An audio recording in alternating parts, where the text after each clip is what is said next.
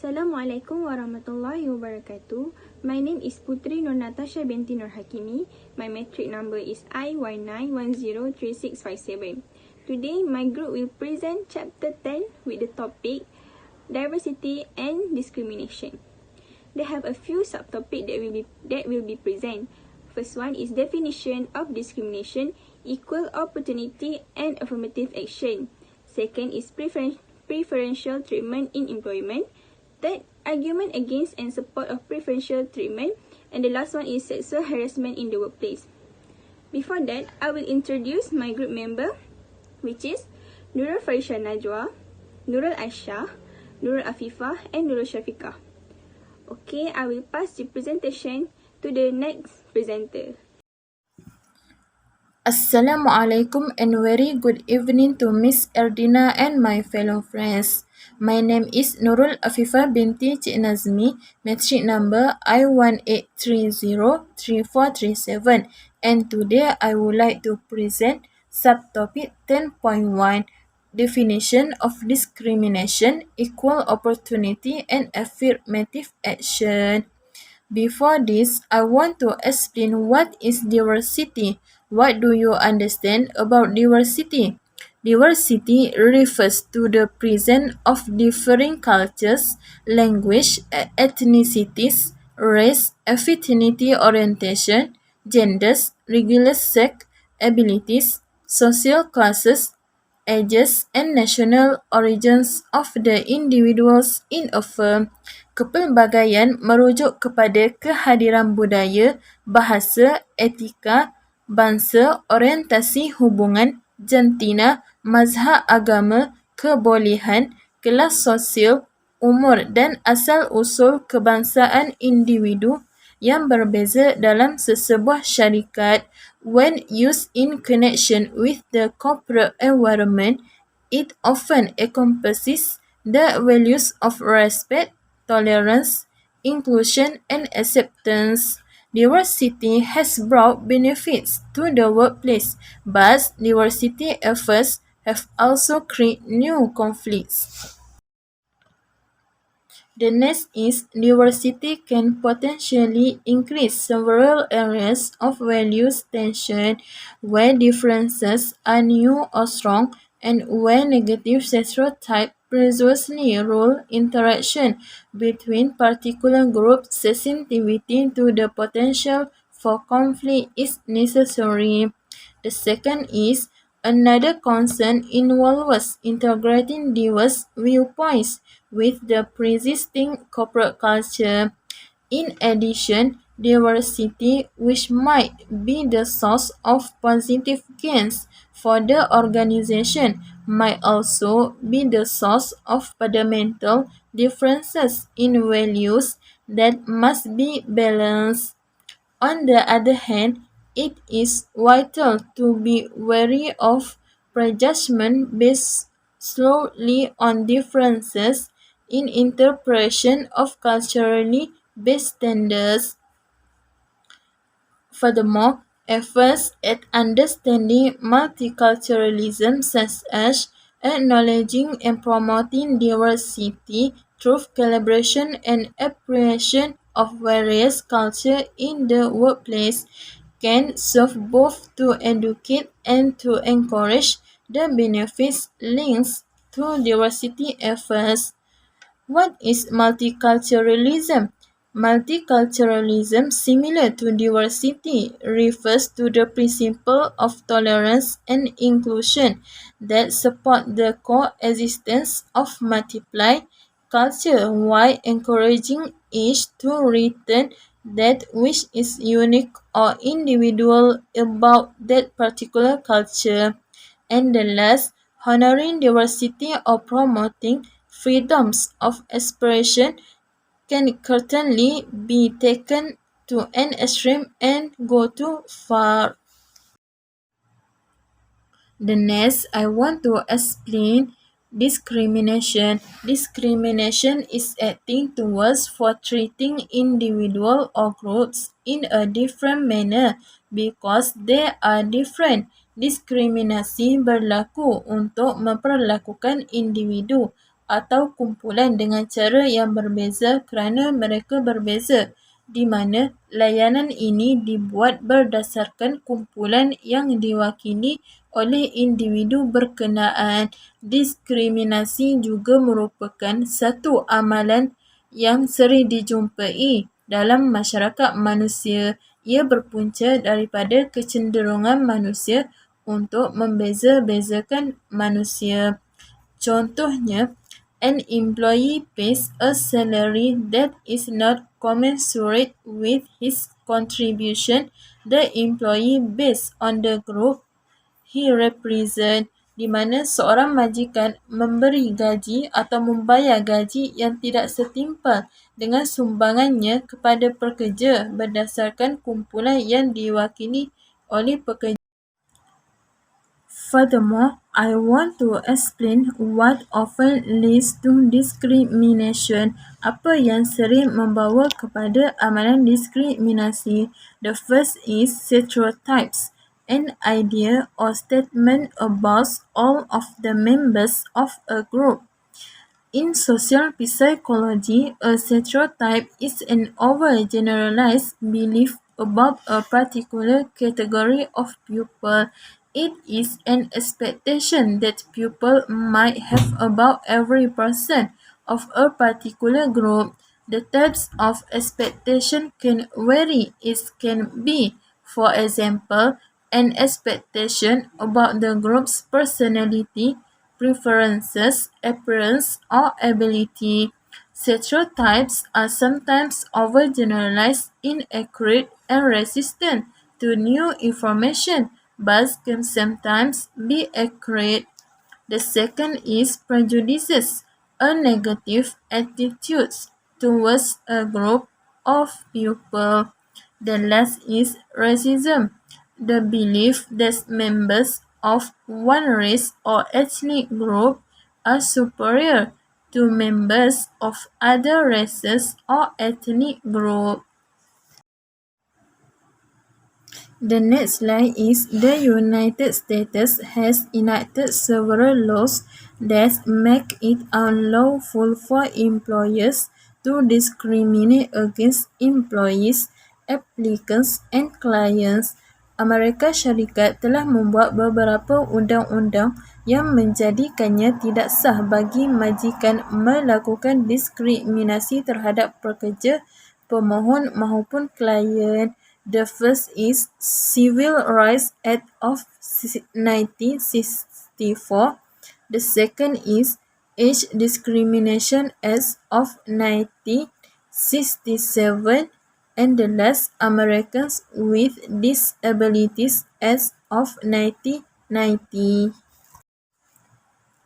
The second point is because of these laws, employers must base decisions such as hiring, firing, job assignment solely on an employee's ability to the job. Oleh kerana undang-undang ini, majikan mesti berdasarkan keputusan seperti pengambilan pekerja, pemecatan pekerja, pengambilan pekerjaan dan lain-lain semata-mata pada kemampuan pekerja untuk melakukan pekerjaan tersebut. The third point is employers must make accommodation or change for employees or customers with disabilities. And the last, employers who discriminate are subject to fines and lawsuits. Majikan yang melakukan diskriminasi akan dikenakan denda dan juga tuntutan oleh mahkamah. In addition, I want to explain 5 common types of discrimination. The first is sex or gender discrimination. The second is disability discrimination.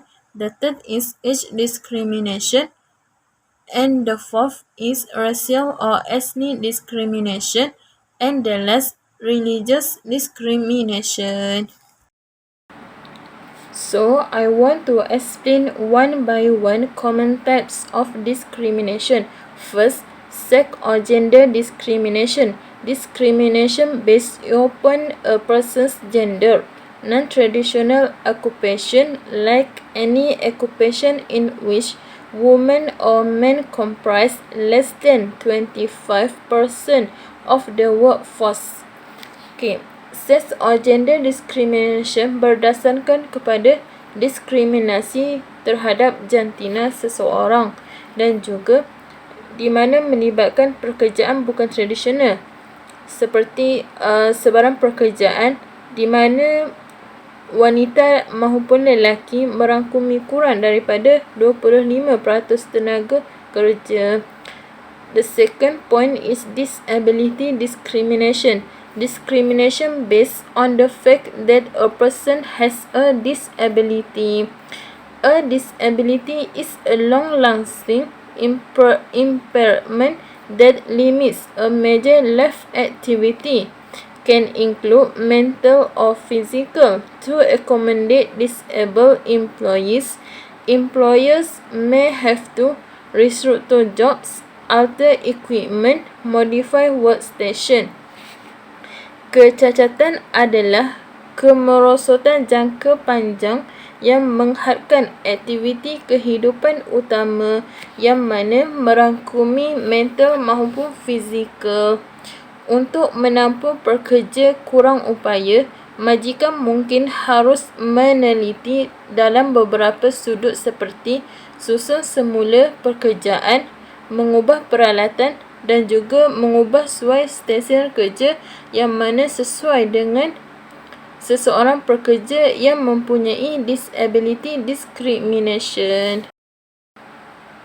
The third point is age discrimination. Employers may not discriminate based on a person's age. Majikan tidak boleh melakukan diskriminasi berdasarkan usia seseorang. For example, treating a young worker differently to an older worker. A manager or business owner who singles out for criticism younger members of staff slowly because of their age is committing direct age discrimination. The fourth point of types of discrimination, racial or ethnic discrimination. Discrimination based on a person's ethnicity or race. Ethnicity means belonging to groups of people according to common racial, national, tribal, religious, linguistic or cultural origin or background. Diskriminasi berdasarkan etnik atau bangsa seseorang. Etnik bermaksud keupayaan kumpulan orang mengikut asal-usul ataupun latar belakang bangsa, kebangsaan, suku kaum, agama, linguistik ataupun budaya yang sama. The next is equal opportunity. Equal opportunity means that all people will be treated equally or similarly and not disadvantaged by prejudices or bias. This means that the best person for a job or a promotion is the person who earns that position based on qualifications, experience and knowledge. Equal opportunity iaitu semua orang akan diperlakukan sama rata ataupun serupa dan bukan menjadi satu kerugian oleh prasangka ataupun menjadi berat sebelah. Ini bermaksud bahawa seseorang yang terbaik untuk pekerjaan ataupun kenaikan pangkat adalah orang yang memperoleh kedudukan itu berdasarkan kelayakan, pengalaman dan juga pengetahuan yang disumbangkan di dalam sesebuah syarikat tersebut. Furthermore, I want to explain examples of equal opportunity. The first is job application. Your employer cannot discard or fast-track applicants based on protected status. You have the right to apply for any job, no matter who you are. The second is job vacancies. A company must advertise job openings to everyone. However, management can hire internally if the current employee is the best applicant for the job. The third is advancement. A company cannot deny an employee advancement based on protected status. Performance should be the only factor in whether or not someone gets a promotion. The fourth is training and development. Employees appreciate professional training and development opportunities that improve their current skills, provide new tools, and set them up for success. These opportunities can include conference, seminars, job shadowing, and mentoring, and must be available to everyone regardless for their status. Wages. Everyone in the company must be treated equally when it comes to payday. An employee cannot receive lower wages because of his or her protected status. Segregation. Companies may not segregate employees based on protected status. Your color, sex, or disability may not be considered when you are assigned office space, task, or project. And the last, layoff. Many companies base layoff on seniority and use last in, first out to determine which employees are laid off. This guideline can be considered discrimination if the newest employees are the most talented, the youngest, or the oldest. A better system is laying off the lowest performing employees first. The next point is affirmative action, a policy or a program that strives to redress past discrimination through the implementation of proactive measures to ensure equal opportunity. In other words, affirmative action is the intentional inclusion of previously excluded groups. Affirmative action efforts can take place in employment environments, education, or other areas. Dasar atau program yang berusaha untuk memperbaiki diskriminasi masa lalu melalui pelaksanaan langkah-langkah proaktif untuk memastikan peluang yang sama. Dengan kata lain, tindakan penegasan adalah penyertaan sesuatu kumpulan yang dikecualikan sebelumnya secara sengaja. Usaha dan tindakan afirmatif dapat dilakukan dalam lingkungan pekerjaan, pendidikan maupun arena lain. For instance, efforts to encourage greater diversity may also be seen as a form of reverse discrimination, discrimination against those traditionally considered to be in power or the majority, such as white men. For example, a business that intentionally seeks to hire a candidate from an underrepresented group might be seen as discriminating against white males. Assalamualaikum warahmatullahi wabarakatuh. My name is Shafika. My marriage number is I18 10 30 and 12. And I will present about preferential treatment in employment. So preferential treatment, or also known as favoritism. Okay, so preferential treatment in employment refers to a practice in which a person is treated differently better than others, not necessarily because the person has the qualification in terms of skill requirements, but sometimes other aspects that are not related to job performance. Preferential treatment ni macam pekerja kesayangan macam tu lah. Mereka ini akan diberikan layanan special atau akan diberikan keutamaan even though their job is not perform well. The management is giving preferential treatment to one or more employees.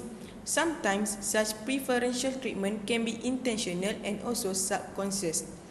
Preferential treatment intentional means intentional ni adalah macam perkara layanan special tu yang disengajakan. So the example in an employer could assign the choices responsibilities to the most veteran worker upstart by explaining that his abilities justify the extra attention and task. Preferential treatment can also be subconscious, while yang ni tak disengajakan. For example, employees might notice that an older male supervisor seems to treat young female workers with friendly smiles and encouragement while ignoring male workers even though they are performing good job. Problems happen when attention and appreciation is not given equally to all employees. It is worse when the recognition is given to those who are not deserved. Definitely, preferential treatment or favoritism in the workplace is counterproductive and in some cases unethical and also illegal. When management assigns responsibility or gives promotion based on favoritism and not based on the performance, the company will not able to attract the most qualified person for a job.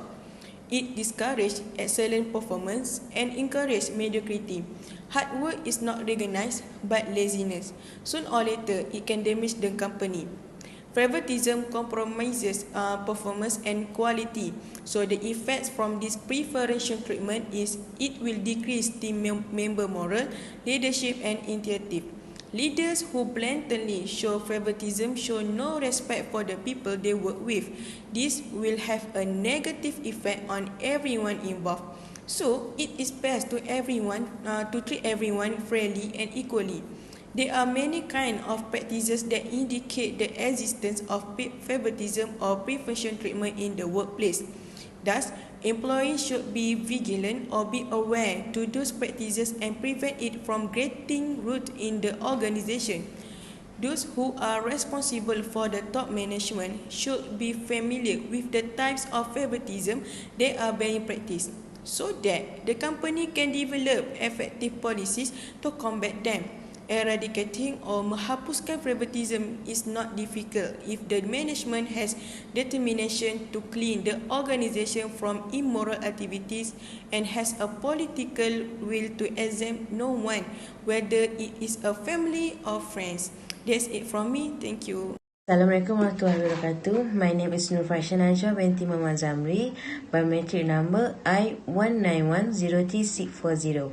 Okay, I want to talk about argument against and support of preferential treatment. Okay, my first point, it is unconstitutional because it violates right protected in the Indian Constitution. The preferential treatment, I think, has been implemented according to the provisions of the Indian Constitution, already pre-existed or modified in course of time. Now, it is a general perception that the relevance of the Constitution of any government or state whatsoever is to ensure the right of the people. India, as a secular democratic country, has emphasized a lot on the constitutional provision for securing in the fundamental rights of the people of India. My second point, it is legally recognized by the Indian Constitution, but it violates a person's moral rights. I think it's very relevant in the context of this paper. Preferential treatment is an affirmative compensation arising from the initiative of the government of the state. The same happens in India as well. However, those who disagree with preferential treatment would like to say that it would violate person's moral rights. Okay, my third point, It is legally recognized by the Indian Constitution, but it is a morally appealing idea as the cost outweighs the benefit. Position 2 leads to 3 because it cannot be supported even from consequential perspective where the outcome of a moral action is judged in terms of its consequence. Okay. For my 4 point, it is legally permitted by the Indian Constitution and it is morally a good idea because the benefit outweigh the cost. Position 4 is a reverse interpretation of 3 as it has been accorded with the Constitution and also stand at pair with the consequential approach where the outcome of a moral action is judged in terms of consequence. Okay, my last point. It is legally permitted by the Indian Constitution and it is morally obligatory because social justice requires it. Position 4 leads to 5 because it stands with the environment of constitutional provision, moral rights and social justice.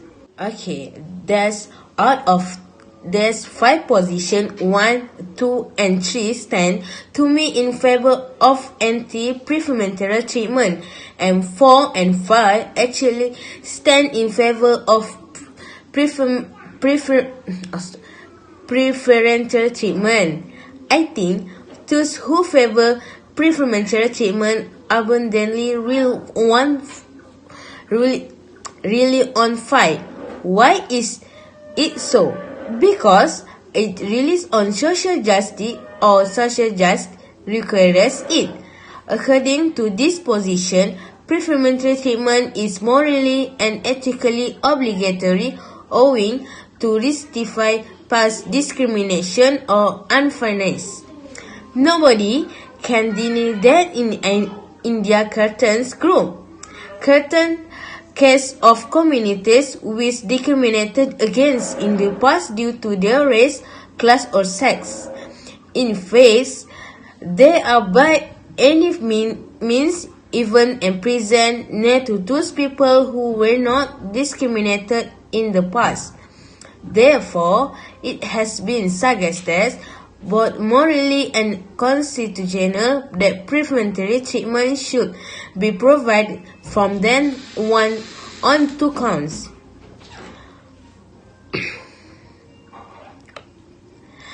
Thus being A as compensation and B as a social and economic right. Preferential treatment is the approach form of compensation.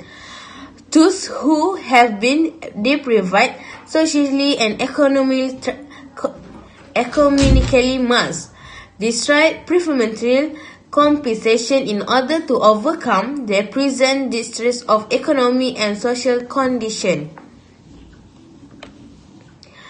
Thus, preferential treatment in the form of compensation is necessary of overcoming the negative consequence of past injustice perpetuated upon those unprivileged communities. Okay, that's all for me. Thank you. Okay, Assalamualaikum warahmatullahi wabarakatuh. My name is Putri Nur Natasha binti Nur Hakimi. My metric number is I191033657. Okay, the subtopic that I'm going to present today is sexual harassment in the workplace. Okay, what is sexual harassment? Sexual harassment is one of the immoral acts committed by another person. Usually, this act is done by individuals who are more powerful and suffer from a psychological well-being. And this group usually has problem with life, family and less stable relationship.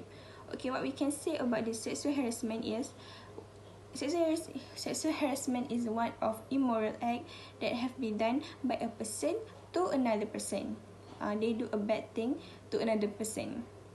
Okay. Usually, this act have been done with someone who have powerful in the company, in the work, or also someone who have suffered from a psychological well-being. So they tend to be doing the sexual harassment to the other person.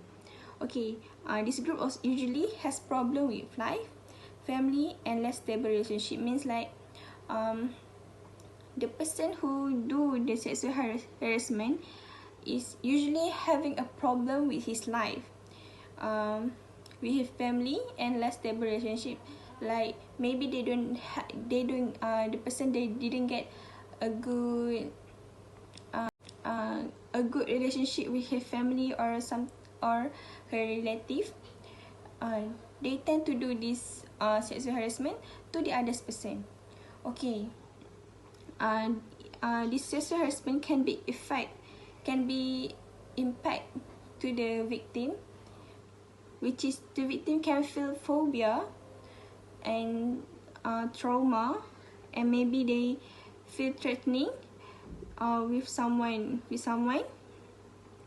and it can also impact their daily life and also their work life if somebody do the sexual harassment to the victim. Okay. Next, we go to the sexual harassment category. Before that, I want to say that a sexual harassment can